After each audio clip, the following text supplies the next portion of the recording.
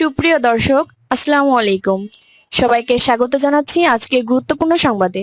প্রথমেই জানিয়ে দিচ্ছি সংবাদ শিরোনাম, পরে বিস্তারিত। বাংলাদেশের নির্বাচনে পর্যবেক্ষক পাঠাবে না জাতিসংঘ। এদিকে ভোলায় বিএনপির দুপক্ষে দফায় দফায় সংঘর্ষ, আহত ১৫ জন।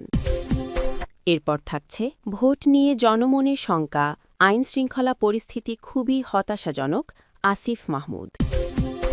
সর্বশেষ বাংলাদেশ পাকিস্তান বিমান বাহিনী প্রধানদের বৈঠকে অত্যাধুনিক যুদ্ধবিমান নিয়ে আলোচনা। শুনছিলেন সংবাদ শিরোনাম, এখন বিস্তারিত। তার আগে হৃদয় ছুঁয়ে যাওয়া একটি অনুরোধ। আজ যদি বেগম খালেদা জিয়া নামটি শুনে আপনার বুকের ভেতরটা ভারী হয়ে আসে, যদি ভোরের সেই খবর, একটি দীর্ঘ অধ্যায়ের সমাপ্তি, আপনাকে নীরবে কাঁদায়, যদি মনে হয় এই বিদায়ে শুধু একজন মানুষ নয়, একটি সময়, একটি সংগ্রাম, একটি ইতিহাস বিদায় নিল, তাহলে আজ একটু থামুন।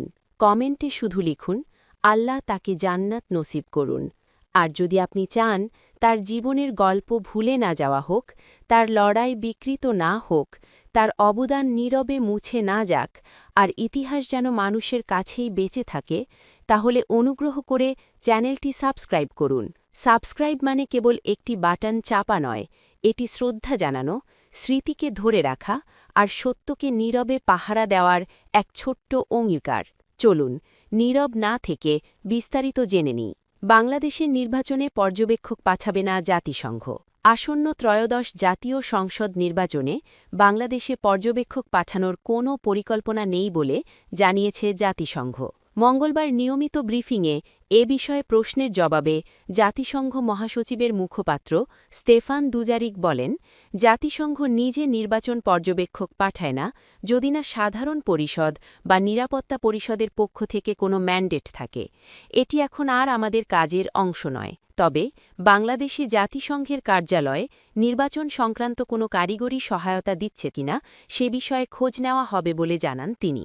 দুজারিক বলেন, নির্বাচনের ক্ষেত্রে এ ধরনের কারিগরি সহায়তা জাতিসংঘ প্রায়ই দিয়ে থাকে। ব্রিফিংয়ে বিএনপির ভারপ্রাপ্ত চেয়ারম্যান তারেক রহমানের ১৭ বছর পর দেশে ফেরার বিষয়েও প্রশ্ন করা হয়। বাংলাদেশের গণতান্ত্রিক রূপান্তরের প্রেক্ষাপটে তার প্রত্যাবর্তন কিভাবে দেখা হচ্ছে, এমন প্রশ্নের জবাবে মুখপাত্র বলেন, আমি খবরের মূল্যায়ন করি না, সাংবাদিকরাই খবরের মূল্যায়ন করেন। তবে বাংলাদেশের জনগণ যেন নিজেদের রাজনৈতিক দৃষ্টিভঙ্গি অবাধে প্রকাশ করতে পারেন, সেই প্রক্রিয়াকে জাতিসংঘ সমর্থন করবে বলে মন্তব্য করেন মুখপাত্র। ব্রিফিংয়ে বাংলাদেশের সাবেক প্রধানমন্ত্রী ও বিএনপি চেয়ারপারসন বেগম খালেদা জিয়ার মৃত্যুর বিষয়েও প্রতিক্রিয়া জানতে চাওয়া হয়। স্তেফান দুজারিক বলেন, তার মৃত্যুতে আমরা তার পরিবারের প্রতি এবং বাংলাদেশের জনগণের প্রতি আমাদের সমবেদনা জানাচ্ছি। এদিকে ভোলায় বিএনপির দুপক্ষে দফায় দফায় সংঘর্ষ, আহত ১৫ জন। ভোলার তজুমুদ্দিন উপজেলায় বিএনপির দুপক্ষের সমর্থকদের মধ্যে দফায় দফায় সংঘর্ষে অন্তত ১৫ নেতাকর্মী আহত হয়েছেন।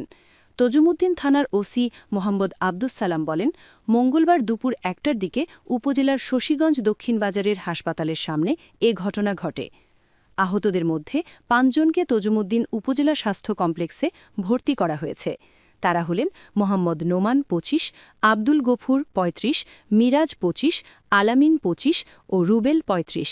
এর মধ্যে আলামিনের অবস্থা আশঙ্কাজনক হওয়ায় তাকে উন্নত চিকিৎসার জন্য ভোলা সদর হাসপাতালে পাঠানো হয়েছে।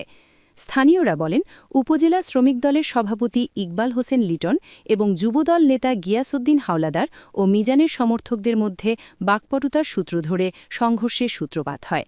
প্রায় ঘণ্টাব্যাপী চলা এই সংঘর্ষে পুরো এলাকায় আতঙ্ক ছড়িয়ে পড়ে। শ্রমিক দল নেতা ইকবাল হোসেন লিটনের দাবি, আওয়ামী লীগ সংশ্লিষ্ট ক্যাডারদের দ্বারা অতীতে তার ব্যবসা প্রতিষ্ঠান ভাঙচুর ও লুটপাটের মালামালের হিসাব বুঝে নিতে গেলে যুবদলের একাংশ বাধা সৃষ্টি করে। এ থেকেই সংঘর্ষের শুরু হয়। অন্যদিকে যুবদল নেতা গিয়াসউদ্দিন হাওলাদার পাল্টা অভিযোগ করে বলেন, লিটন বাজারে ব্যবসায়ীদের সাথে দুর্ব্যবহার ও মারধর করলে স্থানীয়রা বাধা দেয়। এর জেরে এই সংঘর্ষের ঘটনা ঘটে। এতে তাদের পক্ষেরও বেশ কয়েকজন আহত হয়েছেন। তজুমুদ্দিন থানার ওসি আব্দুস সালাম বলেন, সংঘর্ষের খবর পেয়ে পুলিশ পরিস্থিতি নিয়ন্ত্রণে এনেছে। তবে এখনও পর্যন্ত কোনো পক্ষ থেকে লিখিত অভিযোগ পাওয়া যায়নি। অভিযোগ পেলে তদন্ত সাপেক্ষে আইনানুগ ব্যবস্থা গ্রহণ করা হবে। সর্বশেষ ভোট নিয়ে জনমনে শঙ্কা, আইন-শৃঙ্খলা পরিস্থিতি খুবই হতাশাজনক বলে মন্তব্য করেছেন জাতীয় নাগরিক পার্টির মুখপাত্র আসিফ মাহমুদ সজীব ভুইয়া। মঙ্গলবার রাজধানীর আগারগাঁওয়ে নির্বাচন ভবনে প্রধান নির্বাচন কমিশনারের সঙ্গে বৈঠকের পর সাংবাদিকদের সঙ্গে আলাপকালে এমন মন্তব্য করেন তিনি। আসিফ বলেন, তফসিলের পরদিন আমরা দেখেছি একজন চিহ্নিত আসামির হাতে আমাদের সহযোদ্ধা শহীদ হয়েছেন। এর ফলেই এই নির্বাচন নিয়ে মানুষের মনে আরও বেশি শঙ্কা তৈরি হয়েছে। তিনি বলেন, এখনও পর্যন্ত আমরা নির্বাচন কেন্দ্রিক দৃশ্যমান আইনশৃঙ্খলা বাহিনীর উপস্থিতি লক্ষ্য করছি না। আগে যেরকম ছিল সেরকমই দেখা যাচ্ছে।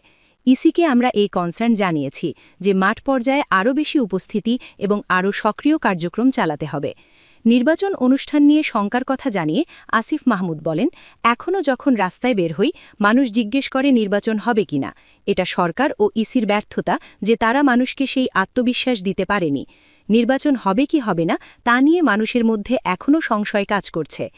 এনসিপির ভেতরেও কোনো শঙ্কা আছে কিনা এমন প্রশ্নের জবাবে তিনি বলেন, আমরা যখন দেখি একজন প্রার্থীকে যেখানে শুনানি হওয়ার কথা সেখানে ঘাড় ধাক্কা দেওয়া হচ্ছে, তখন স্পষ্টভাবেই এই শঙ্কা আমাদের মধ্যেও কাজ করে।